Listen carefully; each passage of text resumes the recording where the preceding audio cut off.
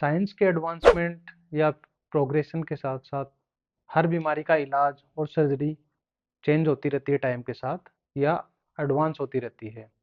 तो प्रोस्टेट के इलाज के लिए 90% जो पेशेंट्स हैं जिनको ऑपरेशन की ज़रूरत है उनमें टीयूआरपी या होलेप जो ऑपरेशन होते हैं उनसे काम चल जाता है, जिसमें हम प्रोस्टेट के टुकड़ों को दूरबीन से काट देते हैं या फिर लेजर से जला देते हैं। लेकिन कुछ मरीज ऐसे होते हैं जिनमें ये ऑपरेशन नहीं कर सकते या फिर वो उनके लिए फिट नहीं होती। उनके लिए क्या सुविधाएं उपलब्ध है उनके बारे में बात। नमस्कार, मैं doctor Ghanshyam Kumawat, MCH urologist and kidney transplant surgeon स्वागत करता हूं आपका इस वीडियो में, जिसमें हम बात करेंगे कि जो पेशेंट अपने स्टैंडर्ड प्रोस्टेट के ऑपरेशन या टीआरपी होलेप के लिए फिट नहीं है, उन पेशेंटों के लिए हमारे पास क्या ऑप्शन होते हैं। जैसे जो बुजुर्ग हैं या जिनके हार्ट अटैक आ रखे है और हार्ट में इको कराने पे हमें पता लगा इजेक्शन फ्रैक्शन 20 से 25% है, और या लकवा रखा है, खून पतले करने की दवाएं चल रही है, या फेफड़े बहुत कमजोर है जिनको ऑपरेशन के लिए फिटनेस नहीं हो सकती। तो उनके लिए हमारे पास क्या ऑप्शन बचता है, या तो उनको जिंदगी भर नली पे रखें या फिर जो रिसेंट ट्रीटमेंट अपने पास अवेलेबल है उनको हम कराएं। इंडिया में जो आधुनिक ट्रीटमेंट अभी आए हैं उनमें सबसे पहला है यूरोलिफ्ट। यूरोलिफ्ट एक प्रोसीजर होता है जिसमें जैसे ये प्रोस्टेट की दोनों लोब हैं, जैसे ये दोनों आपस में ऐसे टच होती है, तो इसमें हम दूरबीन से जाते हैं और स्टेपलर लगा के उनको दोनों को अलग अलग कर देते हैं। दूर दूर ये स्टेपलर लगा के ये दोनों अलग अलग कर देते हैं। इसके बाद पेशाब बीच में से आराम से आने लग जाता है।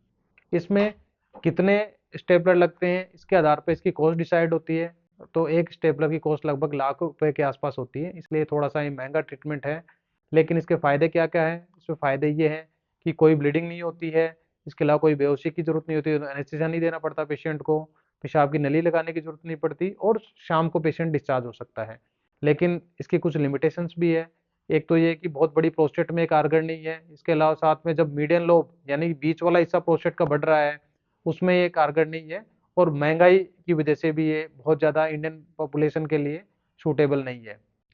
इसके बाद अगला जो रिसेंट एडवांस या आधुनिक ट्रीटमेंट ऑप्शन जो है रेज्यूम है, जिसमें क्या करते हैं कि एक इंस्ट्रूमेंट यानी दूरबीन के माध्यम से हम पेशाब के रास्ते में जाते हैं और इसमें हॉट वेपर या स्टीम जो होती है भाप, गर्म भाप के द्वारा 9 सेकंड तक हम उसको वहाँ प्रोस्टेट के ऊपर रखते हैं इंस्ट्रूमेंट को। उससे क्या होता है कि जो प्रोस्टेट की जो कोशिकाएं हैं या जो ऊतक है उनको ये भाप जो है जला देती है, और फिर धीरे धीरे ये पेशाब के रास्ते के माध्यम से टुकड़ों में निकलता रहता है।